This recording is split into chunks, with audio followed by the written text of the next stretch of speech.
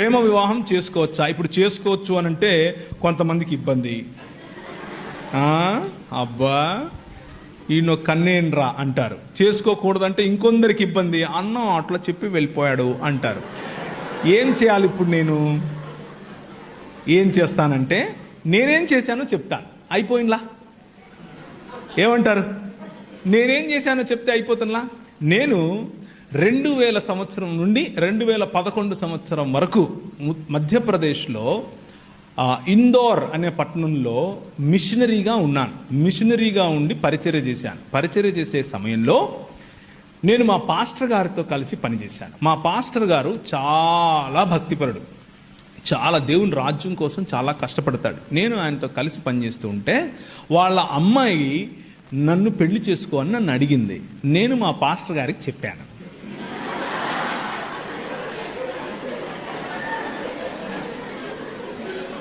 రెండు కలిపే కదా, కలిపానా లేదా? చూసారా? అందుకే ట్రిక్కీ క్వశ్చన్లు మీకే కాదమ్మా, మాకు తెలుసు.